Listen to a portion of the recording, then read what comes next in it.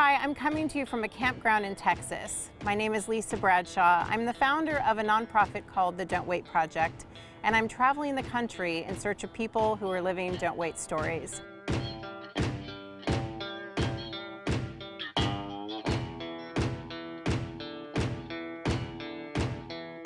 Last spring, I traveled to 7 western states interviewing people, and this year I'm traveling to 12 or 13 southern states.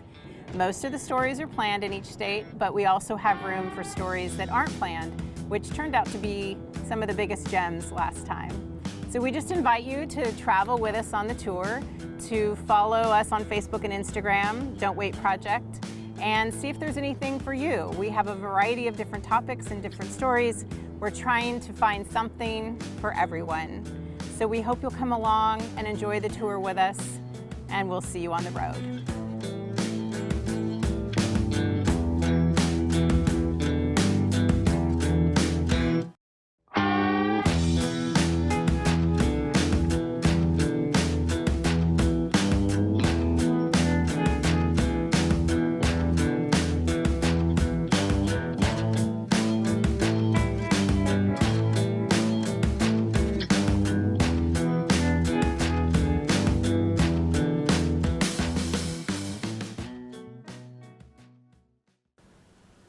I've never met anyone who was kidnapped before, and I guess that probably creates a lot of sense of insecurity in the world, you know, that something like that can happen to you.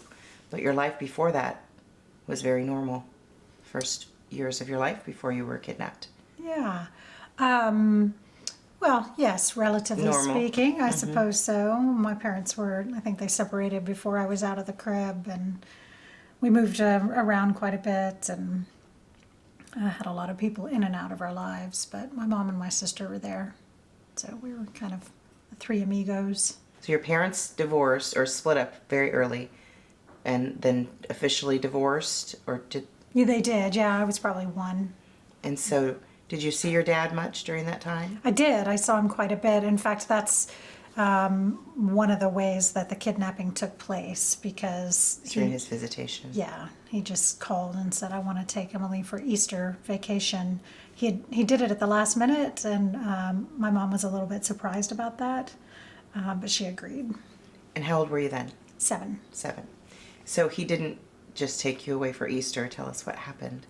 So he came and picked me up, and we flew to Boston, where he was living at the time with his sister and her family. And your mom knew he was doing that? Yes, yeah. So he didn't snatch me, but we flew to Boston, and through research, I actually don't remember this, but through research, I believe what happened is we drove to Canada and then flew to England. And he said, we're not really going on vacation, we're going to live here. And I said, obviously I said I wanted to see my mom, and he said she was too busy. And so the time just... That was the only explanation he gave. Yeah, that she was too busy. He did say, around the holidays. So that happened around Easter, and then I remember being getting more and more and more distraught. And my dad was not a well man. He was very mentally ill. There was a lot of violence and abuse in the house when we were together, but on the other hand, he was also very loving. So that's, psychologists would say that's a worst case scenario. I don't think so, though, because he taught me what it meant to love. And I feel that. And, after having healed a lot of the wounds, I'm grateful for that. So the time that you spent with him, you had mentioned off camera that his reason for taking you, which may or may not seem logical now or then, was education. Yes. So he always made sure you were in a good school. Yes. Yes, I think I went to 4 or 5 different schools when we were in England. I was there for 3.5 years. In reality, while that fits the narrative he created, I think that was to hide me. I didn't realize that for many years, but I think he was trying to obscure my location. I ended up in boarding school on the Welsh border, And that was probably the best, most stable time. I was there maybe a year. You lived there, I did. and so you didn't have to deal with the abuse. Right. I just saw him every other Saturday when he was available. It was physical, mental, sexual. Sexual. Sexual yeah. abuse. And emotional. Sure. And, yeah. When you're living with your father, are you longing for your mother? Oh gosh, I missed her so much. It took me many, many, many years of doing healing work to get present to just how terrified I was and how alone. I really made, as we all do in traumatic situations, we make decisions. And one of the subconscious decisions I made was I had to take care of myself. And 40 years later, I still am trying to shake that one. Because at 7 years old, you're not someone's supposed to be taking care of you. Right, yeah. So I was just, felt like I was very much on my own. So what was happening on the other side of the pond with your mom? Was she searching for you? Oh, yes, she was. My dad's family was sort of playing mental games with her, not sort of, definitely playing mental games with her, trying to break her spirit and deplete her resources, sending her all over the U.S., and also just trying to distract her from the fact that we were in England, because my dad's family is British. So they sent her to Kansas and Canada and San Diego looking for me, sometimes with law enforcement, always with a private investigator. At that point, she didn't have a lot of law enforcement support because it wasn't illegal for Right, yeah, so paternal kidnapping was not illegal. it wasn't until 1982, and actually that's one of the things that led to my eventual rescue. So when your mom finally figures out where you are, tell us about how you were rescued. So when the law changed, the DA in my hometown, my mom's hometown, filed felony kidnapping charges. And the people around my dad stopped protecting him at that point. They didn't want to aid his crime. Yeah. And it was just a matter of time. The DA's office called the American Embassy in England and asked for them to confirm if I was in the country, because they suspected that I was. And they did confirm, actually, on my 11th birthday. They called and confirmed that I was living in the U.S. And my mom hired a private investigator, and they flew to England with her sister and started searching for me. It was pretty ingenious. They called my dad and convinced him to give them the number of my best friend's house where I was staying for the weekend. This is when I was in boarding school on the Welsh border. And then they drove to that town. Rather than call me, they drove to that town and took a phone book and split it into 3 and went through it. This is back when phone books had addresses in them. One line at a time, and until they found the address associated with the phone number. And then they called, and she said, "I'd like to see you." And I said, "Yes, of course." And she and James, the private investigator, drove to my best friend Elaine's house. And when she got there, I jumped in her arms. I was in my pajamas, and she whispered, "Do you want to come with me?" And I said, "Yes." And we left. There was a tussle. The police were called. Because your friend's parents had no idea that you had been kidnapped. Right. And who this person was coming to take Exactly. They just knew my dad. They didn't, I don't even remember having a conversation about my mom, actually. I think by that time I'd kind of repressed not it. to talk about it. Yeah. So we left, and it was quite a caper that they had planned. We left. We went to the bed and breakfast they were staying in. We switched cars, and then we started driving back to London as quickly as we could. But we ended up getting surrounded by police, motorcycles, and cars, and taken to jail for the night. Was that scary for you, or were you with your mom? I was with my mom. It was really exciting, for a little girl. I think I could breathe for the first time in 3.5 years.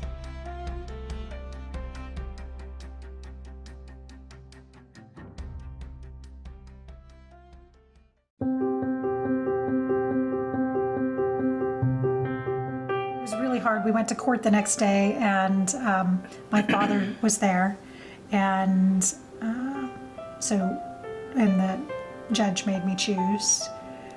So that was really, really difficult. I loved my dad a lot. In that court, it's really, he still could have kept you if you'd wanted to stay? So the kidnapping didn't take place in England, so they didn't have jurisdiction. But there were charges in the U.S. Yeah. So then you make that decision in court to go with your mother? Yes. And what about your life so far made you choose your mother? That's a good question.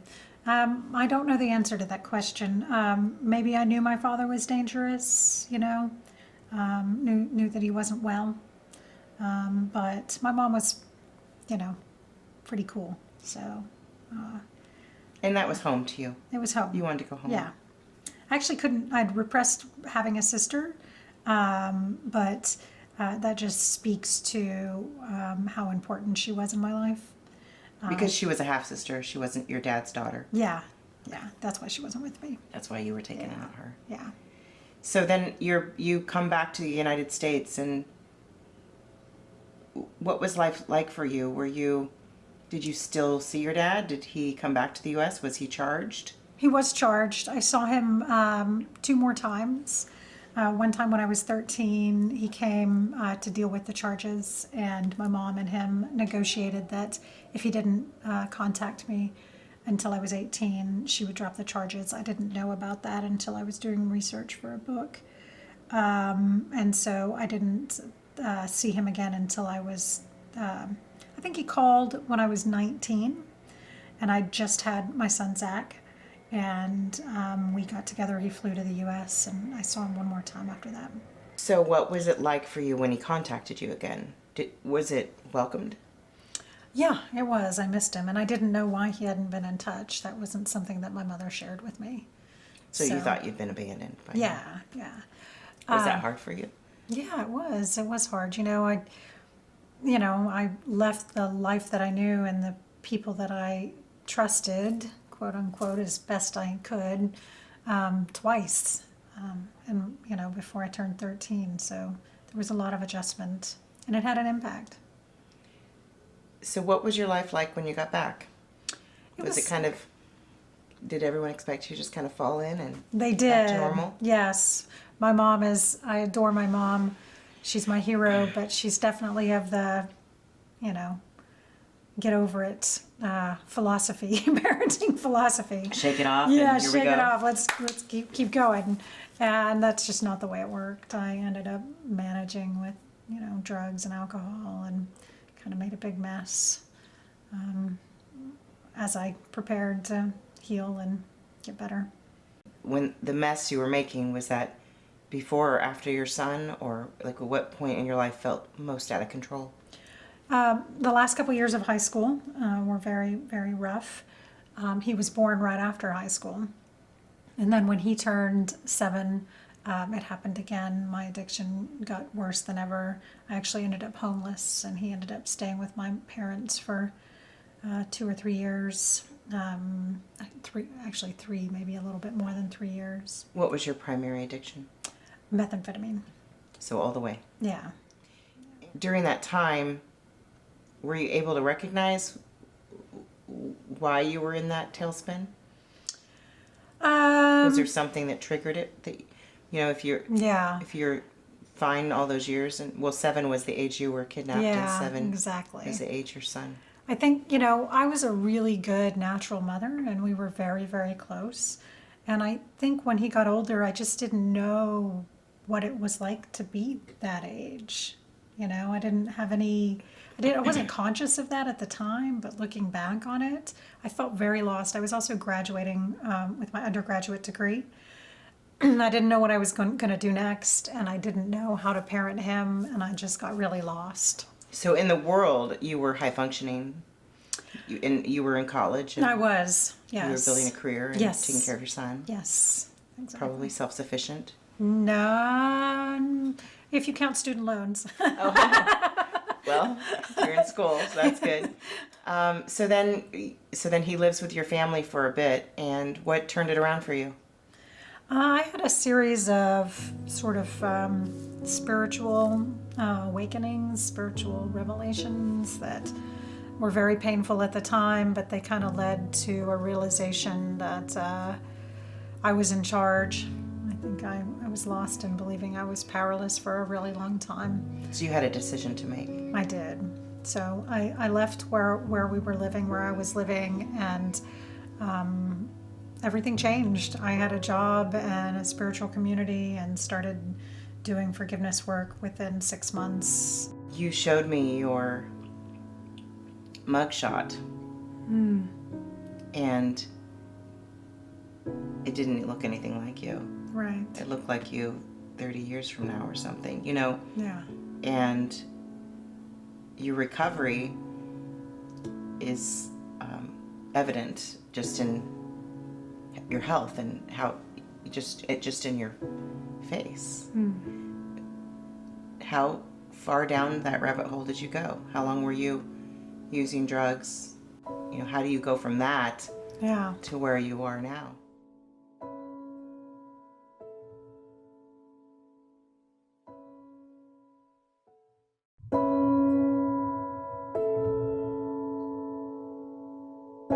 I almost died maybe 4 or 5 times, either through overdosing on other drugs or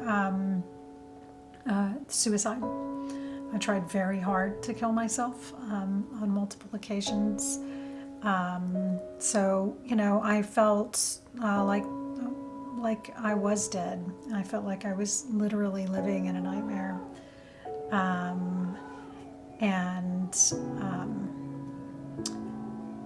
It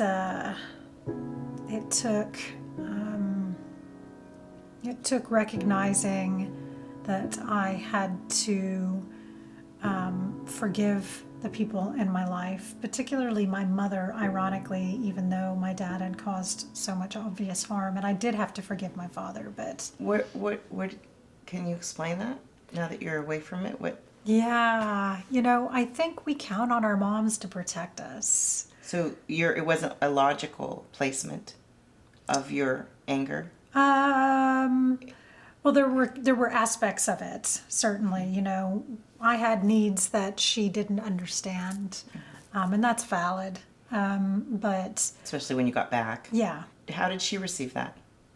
Did it strain your relationship? Oh, we had a terrible relationship. We really had a very, very volatile relationship for many years, particularly after they took custody of Zach, which I'm grateful for now, but at the time it felt like I was being abandoned again. Did they want you to succeed? Did you feel like they wanted you to succeed and then they would give you your son back? Yes, that's. I felt that way sometimes. It wasn't a forever decision. Yeah. And sometimes you felt like they'd taken complete control. Yeah. You know, statistically, the chances of me getting better were pretty slim, and I think that everybody in my life was preparing for my death. So the turnaround and the healing that took place caught everybody by surprise. And you get to a place where you decide that forgiveness is the only way. Yes. And how did you get to that point, and what did that teach you? So it taught me that, and really it was, I studied, the 12 steps and forgiveness from spiritual leaders and psychology. And it's really what all the great spiritual teachers talk about. It's what all the 3 big religions are focused on, one of the major focuses of their teachers. And what I realized, although I was kind of going through the process spontaneously because I had so much pain and I had to process it, what I realized is every time I did that and I didn't keep perpetuating the story that I had about being powerless and everything I had done wrong and everything that had been done to me, and I just processed the pain that I felt, I started to feel a little bit better. And that's when I realized the power of that process and really dove in. So it wasn't a decision, I need to forgive. It was the process of forgiving that helped you realize that forgiveness was your path. Yeah. It was sort of I decided that I wanted to forgive, and then I started sort of spontaneously. It's a natural process, Right. but people get caught up in different parts of it. So I sort of started it spontaneously, realized its power, and then really focused on moving through it regardless of how difficult it got. And becoming familiar with your story, what I really grabbed onto is that you clearly recognize that your forgiveness of your parents could have nothing to do with them, Yeah. right? It had to be inside yourself. Yeah. How they received it, how they perceived it, couldn't impact your ability Right. to keep moving forward. Exactly. And that would, to me, that seems like that would be the hard part, because you're wanting this full circle experience, right? Wouldn't you want everyone to heal with you? But maybe you can't wait for that. Yeah. You know, when we heal, so does the world around us. And I just, forgiveness is an internal process. Making it interpersonal complicates it. It gives away some of our power. Trust is interpersonal, If you want to build a relationship with someone, build it, you have to rebuild trust. But forgiveness is personal. In fact, I never had a conversation with anyone that I forgave about forgiveness until I wrote the book.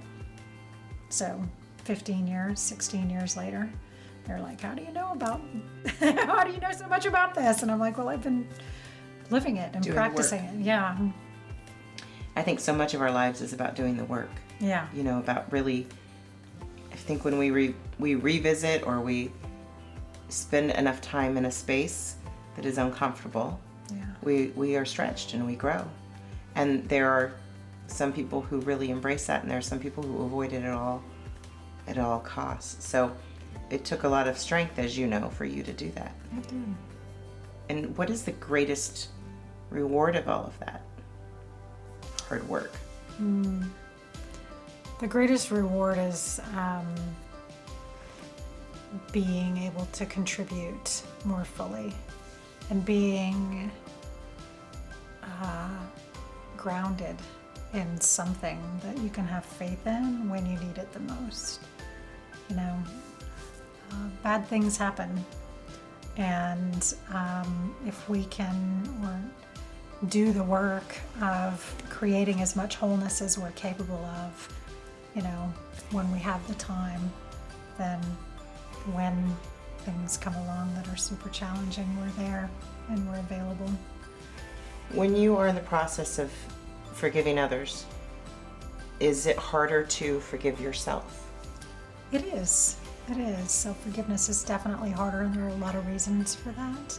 Did you get to a place where you felt forgiving of yourself? Very much so, yeah. So that when things come up in your life that are attributed to the hard times you had or created in your life? So that's why it's a practice, so that I can be ready for feeling the pain of wishing that I'd done things differently when it comes up.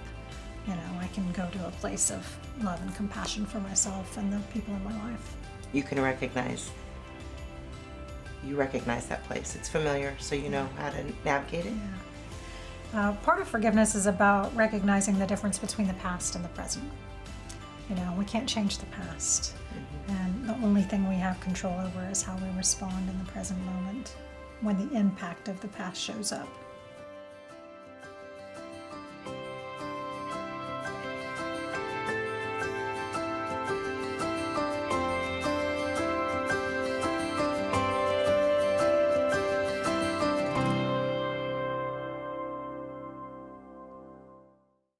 The Toyota RAV4 is the best-selling SUV in its class. The legendary RAV4 started selling in 1994 as Toyota's first compact SUV. In addition to the gas-engine RAV4, Toyota is the only brand offering 4 hybrid trim levels. Its cabin serves up a sleek design, and rear seat passengers enjoy plenty of room. Come test drive a RAV4 at Town Toyota today. The best-selling SUV just got better.